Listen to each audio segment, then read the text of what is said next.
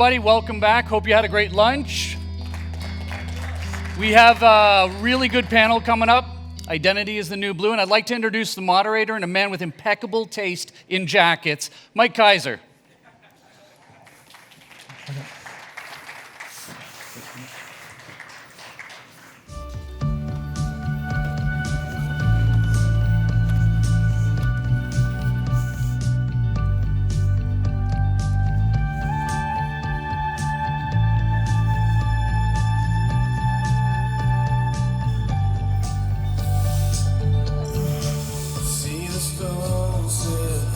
It's true. I do have good taste in jackets. You may have noticed that this panel on the program was previously known as standardization and IAM. We've gone a little bit of a different direction. The title given to you just now was the correct one. Identity is the new blue. Obviously, a clickbait title. We'll talk about what that means in just a minute.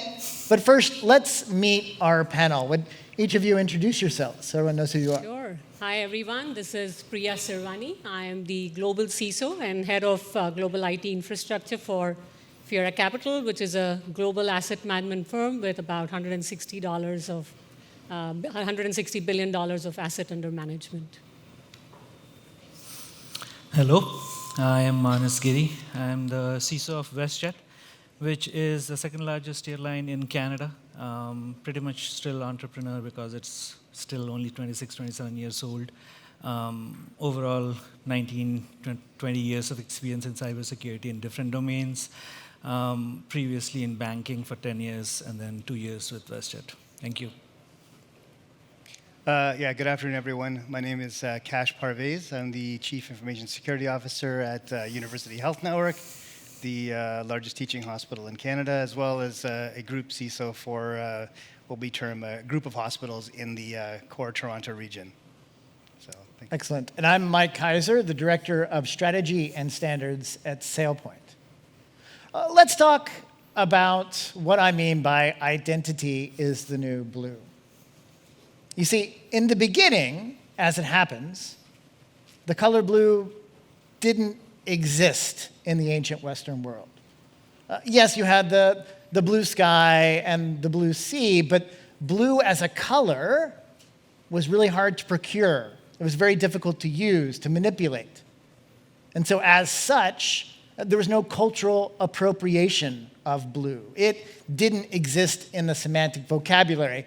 In fact, if you told a story in those days, you didn't use blue as a color because it didn't communicate any meaning to your audience. So stories back then were full of three colors: red, white, and black. Maybe you've heard of one of these stories. A little girl in red carries a pot of white porridge to her grandmother, or someone dressed like her grandmother wearing black, right? Red, white, and black. You didn't use blue to communicate anything. And now, fascinatingly, from that humble beginning, blue has become the world's most popular color. In fact, in 2020, blue was the color of the year, evoking calm, confidence, and connection. You remember 2020. That's the feeling you had, right? Calm, confidence, and connection. Regardless, it's the world's most popular color. And the way you can see that is not only through polls and choices, but also products that are produced in the color blue. You can get everything, said the man wearing a blue jacket, in the color blue, from blankets that comfort us to road signs that are blue because they want to inform you but not alarm you, to, believe it or not, someone is producing blue chickens. I have no idea why anyone needs blue chickens. Someone does. But it speaks to the popularity of the color blue. But the product that most illustrates why blue is so popular are blue jeans. And the reason I liked using that example is because it has three characteristics about the color blue that makes it popular. Blue jeans are three things. They're ubiquitous, they're automatic, and they're easy to use. They're ubiquitous because they're everywhere. Anywhere in the world, you can find a relatively accessible pair of blue jeans or denim-like material, right? Secondly, they're automatic. If in security and identity we're always about enforcing normals, blue jeans are a pretty normal choice. Depending on the environment, you can almost wear them anywhere. And then third, as should be obvious, right? They're easy to use. No one goes to quarterly remedial training about how to put on pants, right?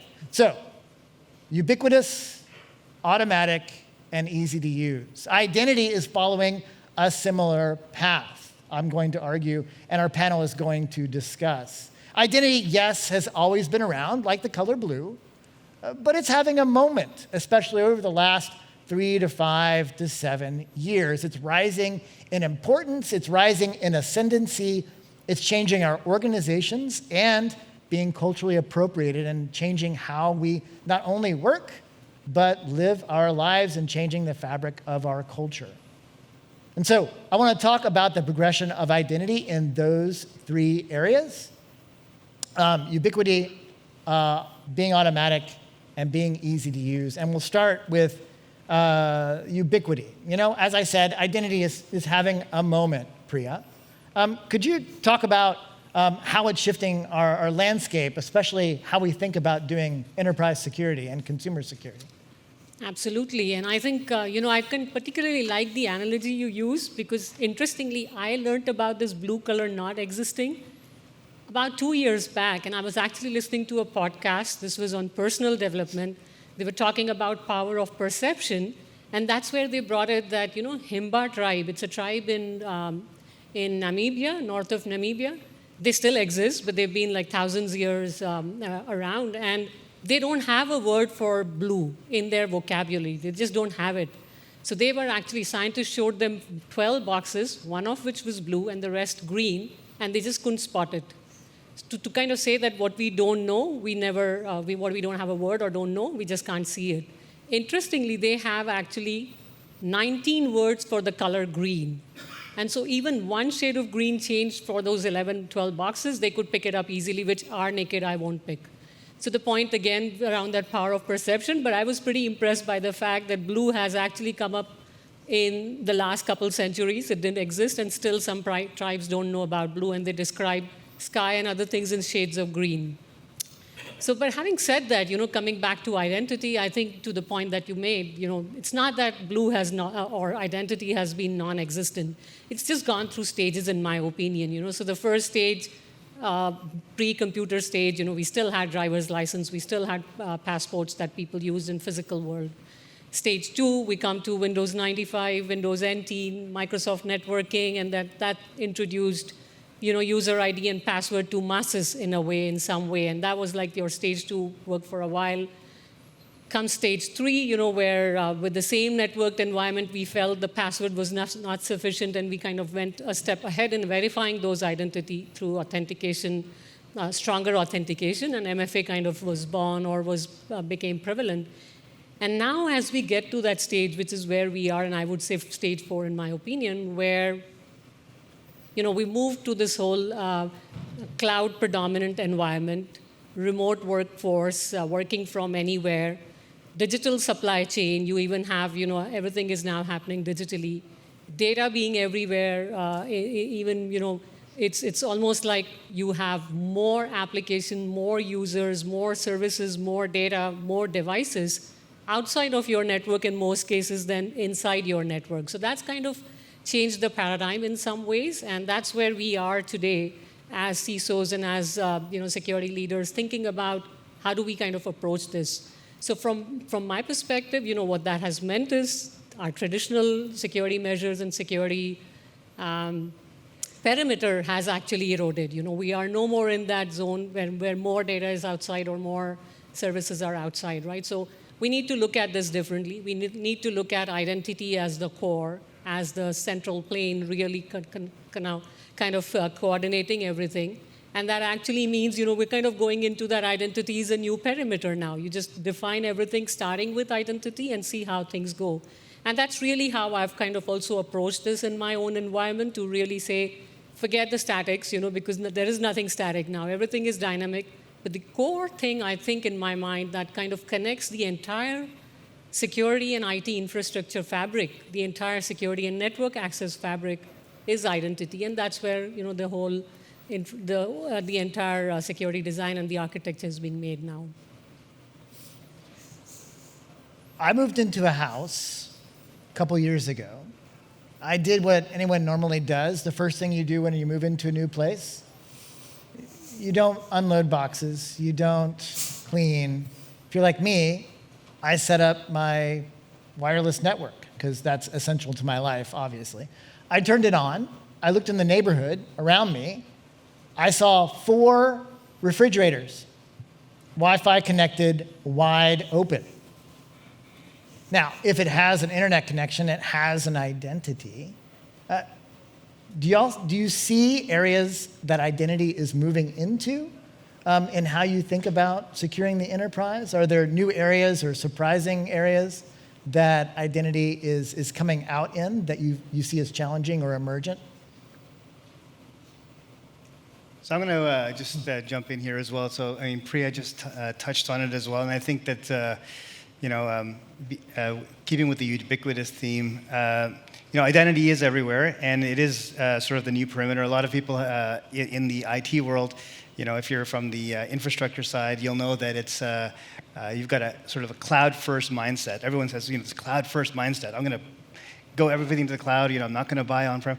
Well, really, in the security side, the analogy is it's identity-first mindset. That's really what it should be, identity-first mindset. So no more, trying to make all these micro-segmentations, this and that, and even over the last couple of days, all the great speakers who have come up, most of them have talked.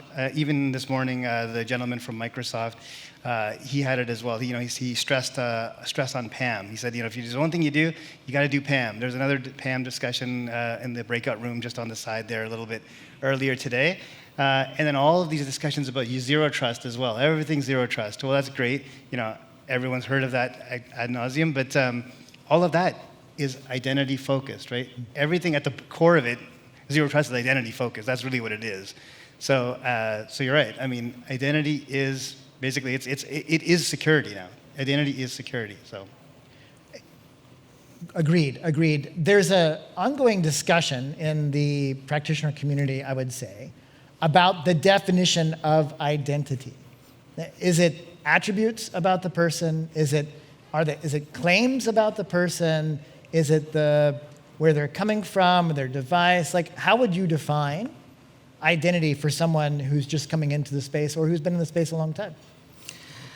I think it's all of them, right? So there was a time when you had your organizational perimeters known, devices known, where are you coming from, and nobody would be concerned about who is actually coming in.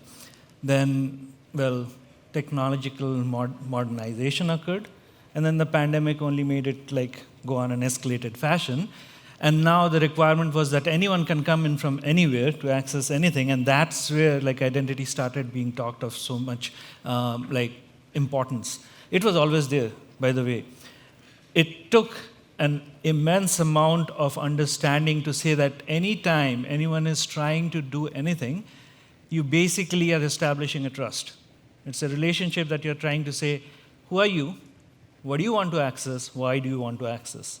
And as soon as those became ingrained in everyone's mind that we need to prove these and enable people from anywhere, whether it's cloud, from the perspective of customers whom we can't even control from what device they're coming, what networks they're coming, accessing front-end things, or is it our system admins, privileged people who can access all the kingdom behind it, or just normal people. At that point, the realization was that, everyone talked about data security, application security, network security, but all of that was ingrained in identity. Prove who you are. All the attacks, think Eon's SQL injection, and it's thought in terms of application security. But what was it? You were bypassing someone's credential. When you say lateral movement, you're actually escalating credentials and all that. So at one point, I would say there was still a distinction between identity and access, and now it's everything about identity. You proved it, I have a way to establish that, and then like off you go. Otherwise, I don't know what you are. It might be inconvenient for you. I can keep asking more things, call it step up, call it complex passwords, call it something else, and then like ultimately you don't get what you want, you get irritated, and ultimately I don't know what I should allow and not allow. So for me, it's all of those. Follow-up question. If identity is ubiquitous, is becoming everywhere, and it's all about establishing trust, right? Because we can't rely on the traditional approaches that we all know about before. Does that mean those decisions and that process needs to be distributed locally as well? Do we need to rethink some of our architectures? So, like there's two aspects to it. One is the policy aspect of it, which was traditionally how people were approaching it. We established policies, we mandate it, and now like everyone is going to like follow these principles, we would have control. I think the thing is more about process now. So if you have established the right governance around it and have the right processes around it, you would be able to do it in a decentralized fashion or a centralized fashion. It all depends upon what works for you. So I would say architecture is important, but the context and how you establish the context is even more important, and that's why I would say the processes around it is important. So like I would even tie it to culture. Let's say you know that a particular organization has a culture where processes may not work, then why would you do that? And if you know that it's only processes that make people work, then you can establish that. So the choice is like all over the place now. So I would say it's more about what works for you and how are you going to establish the governance around it and how are you going to like put enforcement around it. I've seen situations where like people have said, yeah, we use MFA. And yes, we have like put it in policy. There's no enforcement. Ultimately, did it work? No. So. Another question. Given that identity is ubiquitous, that means that people are coming into our organizations not just with one identity, or they're not assumed to be acting as a certain persona, if you will, right? If you're logging into a specific network or a VPN, then you can obviously argue that they're an employee, for example. But in today's reality, I get to choose what identity I present to an organization or to a facility. I might come in as Mike Kaiser, employee of SailPoint. I might come in as a business partner. I might come in as a consumer. Talk a little bit about whether or not, what are the implications for the business with the same person coming in multiple, not necessarily multiple venues, the same channel, but with different personas? How do you wrap your mind around that, and does it impact what you're doing? I think from my perspective, I think on that I can take that as, while you might, you are at the end of the day the same person on the other end, so truly the same identity, but the reason that you're accessing is different, I think, in all cases. So I see this as, while it's the same individual, but you have different reasons, and I think this is exactly where, to the point that Manas raised, it's not who you are, what are you there for, and why are you there for, right? So those three things matter when you are actually looking at why an access is being made. So as an employee, you might be coming in to do way more. You might have more access than what you would get otherwise. But if you're coming in as a client at some stage, just as you mentioned, if you're coming in as a SailPoint partner for my network, I would obviously treat you differently. You would have access to certain management systems in my environment as you support my business. But if you come as a client and you are my high net worth customer that I support, that my investment counselors take care of, obviously, I don't want you to get the same access or others to get same access on your information, right? This is where the privacy element comes in. So I would think, again, to that point, identity is the same, but all these other attributes have actually become more important now that you wear different hats when you sort of access an environment or a firm's data. Yeah, I think that to add to that, if you look at some of the various research that's out there in the big research firms, they really sort of pushed identity down into like, three basic concepts that in order for it to work, right? It has to be consistent, it has to be contextual based, which is what we were just talking about, like where you're coming in from, what you need to access, and it has to be continuous. So you can't just, not just one-off, I checked you, so they call it the 3 C's of identity, if you follow the research firms out there. And really, that's it. So if you do those 3 things, and do it all the time. I mean, the first one, consistency, I see that missing all the time. You're like, when I come in on VPN, I check all these sorts of things, man. All these things are tests. I was like, do you do that when someone comes in on a BYOD device internal to your thing? Oh, no, we just let it go. So then, that's not going to give you a solid security platform. Like, it's not complete. So these kind of things, when you're applying your own programs in your own organizations, keep those principles in mind. That's what I would say. Like, if I can jump in just for a minute, like when we're talking of cross-domain, like concepts like SCIM and all, at that point you're doing a different sort of a validation. When you're talking of like the same person carrying their credentials into other organizations, it's a different sort of a concept, right? So everything is possible nowadays. That's what this identity space has become. So for every sort of a situation, we now have solutions. Some are more mature, some are less mature. But the thing is that everyone has started thinking of things that were not previously like even imagined. Like I would not use my banking credentials with like, let's say, a social media account or the other way around. And like today, it's possible. You just have to be like clear that this is what you want to do and how are you going to wrap your controls around that. So that's really what this is getting into. It sounds like it would be tempting as a CISO to know more. In other words, from an objective point of view, it would be kind of fantastic on some level if I knew that this was my employee coming in, but he was also a customer, because now I can evaluate bleeding over risk, perhaps. Is that something you're contemplating? Like, so every time it is a risk decision. Yes. Right? So no denying that fact. The tool sets that we now have at our disposal helps us make those risk-based decisions, right? And so like if you think from the standpoint of how did machine identity become important? Previously, it was always the credential. Now it is like how many things can I bind you into? Location, device, signature, pattern, behavior, like call all of those things. And now I have a profile of you, of your usual behavior, and will do a risk scoring telling that this is how it should be supposed to be, and this is not how it is looking. Now I will do something additional. So now I'm not enforcing friction all the time. I'm only enforcing when it looks different or anomalous, right? So to me, like now every decision is risk-based. Previously it was not.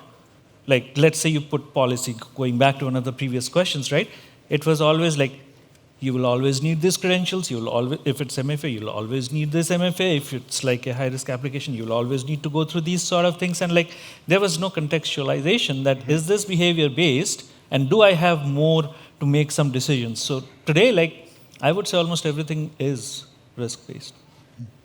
That brings us past distribution, I think, pretty well into the concept of automation, right? Because if everything is ubiquitous, identities are all out there to be used, we're even contemplating making decisions in a distributed fashion, then we need some type of automation to be able to handle this new environment. Kash, can you talk a little bit about what automation might look like going forward with distributed identities and identity on the rise?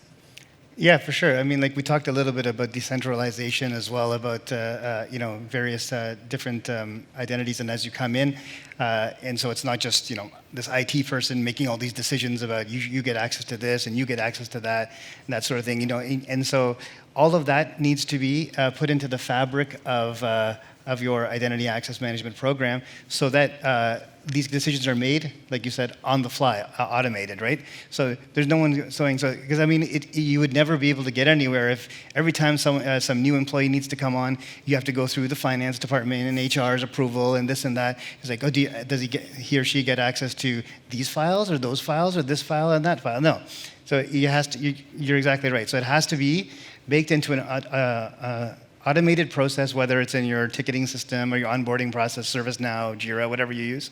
But and that's the only way you can do it properly, and that's actually, it makes it easier for like your audits, your compliance, and all that stuff, because it's all there. It's not someone's will or desire to, oh yeah, I just added this person because I thought they needed some more access. Everything is tracked nicely. So I mean, if you're not going down that path of automation, you need to be, because otherwise it gets very cumbersome, tedious, and you'll probably get yourself in trouble in a lot of these audits as well. So I would say, if you have some dollars to invest in automation. I know, yes, to top it all off, there's always a skills shortage anyway, so it makes it better for you anyway. You don't have to go and try to hire a whole bunch of people either, so it's a win-win for everyone. Almost every vendor in any conference, any gathering you go to, has some description of automation. A lot of times, especially in the marketing material, they'll say, click here and we'll use AI and machine learning and all your problems will be over. How do y'all feel about that? I say y'all because I'm from Texas. But is it a one-to-one? Does automation necessarily mean machine learning? What's the place for machine learning and AI in using identity for security? Yeah, I know. I think that there's some use of AI. I think that the automation that I described there was sort of internal automation. So that's kind of like more scripted, I would say, or almost like, I guess I hate to use terminology, but SOAR-like capabilities. But the AI that you're speaking about is, I definitely see some applications for it when you're making decisions on, say, SaaS-based applications or that sort of thing that are outside of your walls. And then you get all that stuff that Manas was talking about, the contextualization. This person always logs in from Canada. Now he or she's in Singapore somewhere in like some weird area, and they're logging in there, and like so all that stuff with your AI, AI tools and that sort of thing can do that second level step up authentication that he was talking about before, where it's for the most part frictionless, but friction when you need to have it. Is where that AI can go. Because, I mean, you'll never be able to do this, especially in a larger organization where you have global presence. You won't be able to keep track of where everyone is logging in from. So you definitely need to leverage these next-gen tools, these AI capabilities and that sort of thing as a good part of your program. And that's what you think? Yeah, so like building on what Kash was mentioning, right? So on the one side, it's about provisioning, deprovisioning, very like traditional matters, because if I could recall, even at last count, most systems would replicate 24 to 48 hours later. Provisioning might work, deprovisioning could cause issues. And so on the one side, this helps in governance, enforcing rules and all that. On the other side, to me, which is the more important one, is the correlation, which again, Kash, you mentioned. Like, you were just logging in from, let's say, this place, and now within a few minutes later, you are now logging in for a place which is like 3,000 miles away. How did that occur? And is it something that I need to like think about, correlate, and all that? But if I now spend the time in analyzing that, someone might already have gotten into, like, let's say, the CEO's account and done something bad, like if it's a high privilege user sort of a thing. But let's say I would have used automation and say, this is looking really bad. I would first disable the tokens and reset your credentials, and then think about like whether someone makes a call or we can establish certain things. Now I can like actually fend attacks or like try to make those correlations work for me much faster, easier, rather than I would have like started calling my SecOps team and like starting to say like, okay, can you get this investigated? In the meanwhile, I don't know what we need to do. And where in certain cases, I would hear that the tokens cannot kill themselves. Like they would remain live for like 5 hours, 10 hours or whatever. So to me, like automation is all of that. And I think automation, to my point of view, to what both of them have said, really is something that's now existent with our technologies we use. Most of us, we kind of had a show of hands this morning on Microsoft, and a lot of us are on that platform. Some of these things are now part of Microsoft's inbuilt thing. While they are using AI at the back end, they are using ML at the back end, most of us as consumers just get the benefit of it as customers, right? So the impossible travel condition we just talked about, the multiple MFA attempts, any kind of odd attempts on your account, there's a natural thing now that you can actually just act on it. So really from a policy standpoint and from an automation standpoint, a lot of these things exist. The area that I kind of really get excited about now with all of these things coming together is really you kind of woven in your network and security and identity into a space. When I look at it from an automation standpoint or my technical implementation standpoint of my strategy, right? So converged network and security with identity as the core coming in. You have on one side really all your devices, users, application, anything that needs access, your customers, your partners. And on the other side, really, you have your resources, whether they are on-prem, they are on-prem or in cloud, on the edge.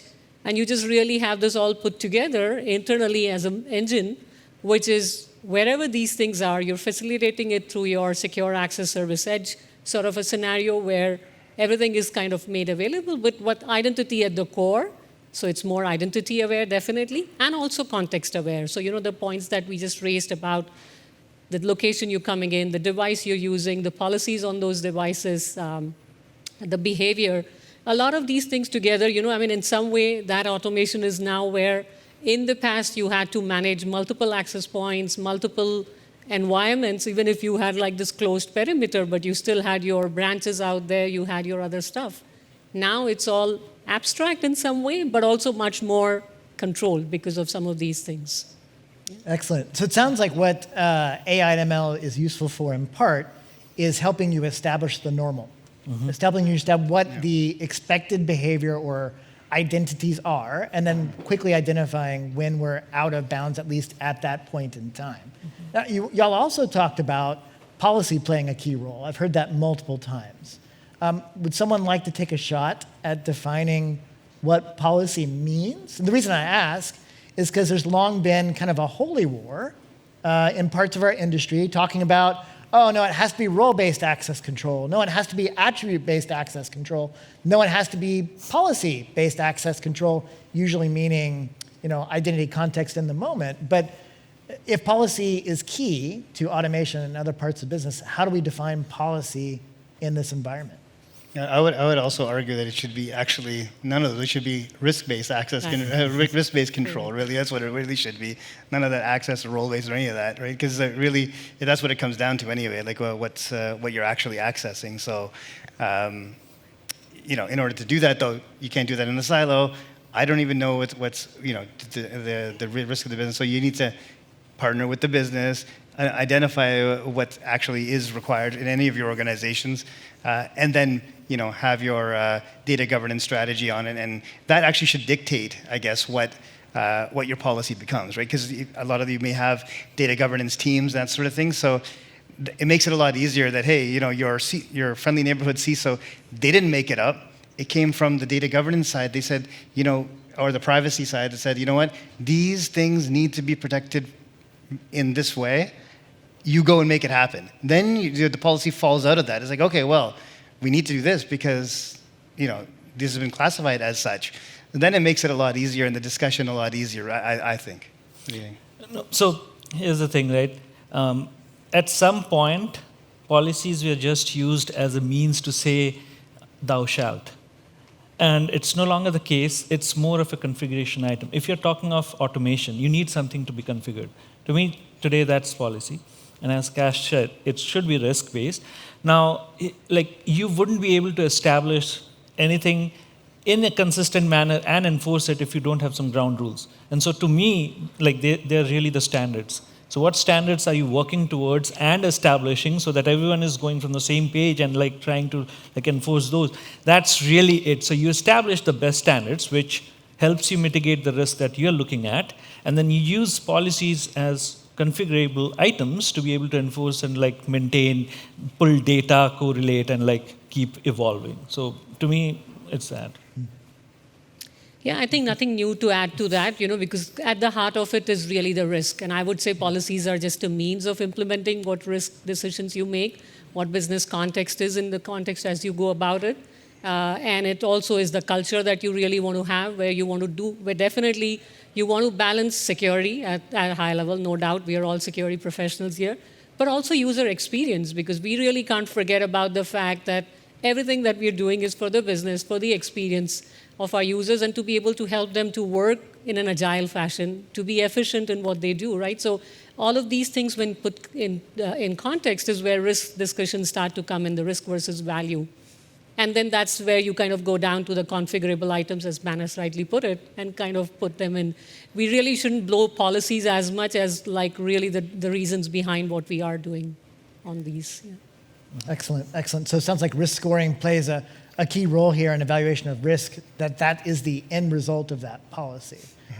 What's interesting too is I was with the CISO of a large transportation organization in Europe, and it was sitting around with different vendors. I was on the call as a consultant advisor, and he said, you have risk scoring, you have risk scoring, and you have risk scoring. He said, who should I trust? So it seems like a latent problem for our industry. I think there are things like shared signals and some other standards that are emerging to try and help address some of those risk factors. But going back to what Pri was saying, it sounds like it's all about usability. I talked about blue and blue jeans being popular because they're easy to use, right? There's always a chance that someone doesn't know how to put on pants properly. I have a 4-year-old at home. Like, there's a process there, right? And if you ask me directly, I would say, yes, the pants are not the problem. My 4-year-old probably is. He's the weakest link in this process of pants putting on. Controversial question, Manas. Are human beings, are we the weakest link in this chain? Talking of it, actually we are. Because, so shared signals you mentioned, right? That's more geared towards APIs, and that's easier for you to like establish and all. Now, when it comes to humans, they are emotional animals. They're also driven by their state. So let's say high stress situation, operational issues going on, something also going at home, and at that point, the bad actor targets you, right? You'll fall for it. That's usually what humans do. Machine doesn't have those emotions. It builds on certain parameters and all, right? So technically, if we are talking of, I think one of the terms that you used was convenience, then we also need to make it convenient for people. And I'll take just one example, right? So we have always heard that to amp up your security, make your passwords more complex. And the more you make it complex, the more the chances are that people are writing it down somewhere, reusing it in multiple places. And by the way, it's very easy to break passwords. It doesn't take much long. So what have you really done is actually amped up a critical weak vector. And then like you use it once and then you're doing credential stuffing and like multiple places. And that's what you keep hearing. One attack, second attack, third attack, and like many times there's a pattern.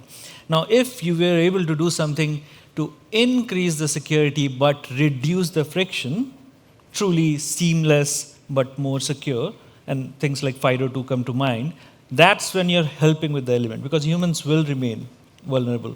And we can never say that we have the best technologies, and so like it doesn't matter to us for humans. You'll always see security awareness, phishing attacks as on the top of the story, and we have been doing this for several years. Doesn't change. Why? Because the human element still exists. And so I would say, yes, they're the weakest link, and yes, security now needs to make that paradigm shift where we can actually achieve better state of security by actually reducing the strain or stress on the humans so that they can actually do what they can do and feel better about security. And some of them like can correlate it to their personal situations where fraud happened, their identity was like stolen, and what happened to them. So making them learn is easy, but how are you making them like actually practice those principles daily? I think we have a role to play. I wonder if we can't turn it on its head a bit, like you're saying, and design systems that make it more easy for the user to choose correct options. I came on a flight, obviously, from Texas here to Toronto, and when I did, I used a boarding pass that was digitally issued. I walked up, scanned a QR code, and I was free to walk on the plane. With mobile driver's licenses and other new entries of identification and identity coming on the market, it feels like those might make it easier to channel people into good directions. Are y'all endorsing digital identity in this way, or do you see it as an additional challenge? I'll like to just go for a minute on that, because some of this is not in our control.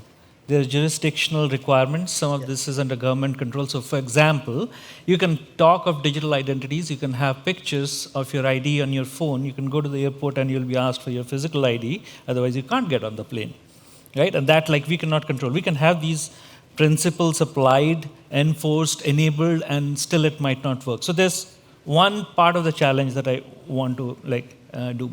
There's good reason for it. It's not the technology barrier, but we'll have to make the case and get into what you're mentioning. But every jurisdiction has a different requirement. So you have to play through all of those, knowing that the bad actors have already copied all of those formats multiple times.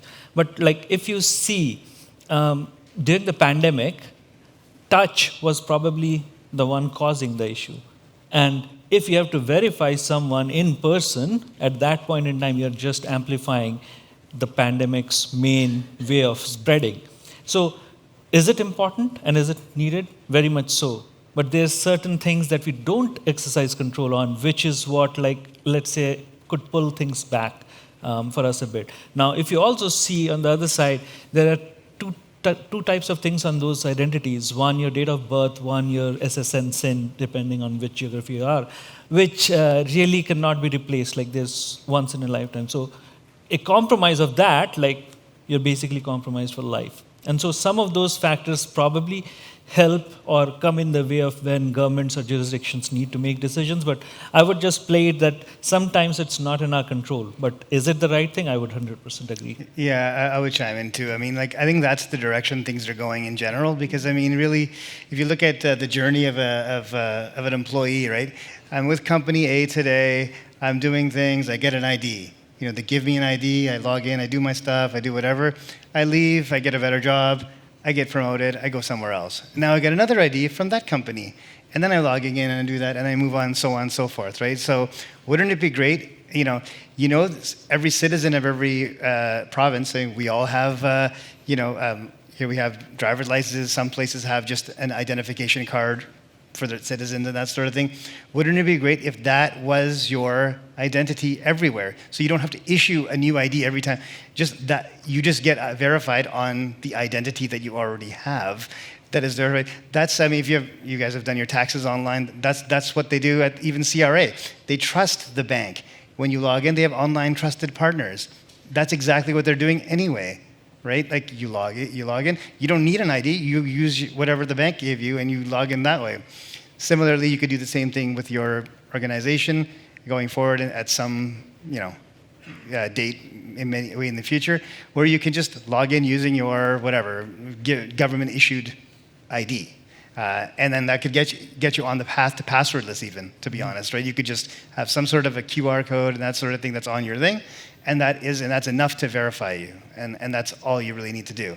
So I think, that is, don't quote me on it. That's kind of what I'm, prognosticating and looking out in the future. But that's kind of what I would like to see. And I don't know. That's kind of my wrap up. But I know there's only a couple of minutes left, but let you wrap it up for us. Yeah, I think, to the points that everybody has raised here, it's somewhat, that's the direction that it has to go, because that's actually helping security. It's helping efficiency. You really don't do the same processes multiple times of kind of establishing an identity. That also helps, you don't have to throw so many documents everywhere, because every time you go and get something, you would have to still show your passport, sometimes a copy of that, sometimes driver's license. So it actually reduces the avenues of compromise too, as long as you can take care of that one identity properly. And that's where some of these challenges that we are talking about, the jurisdiction and others, come in.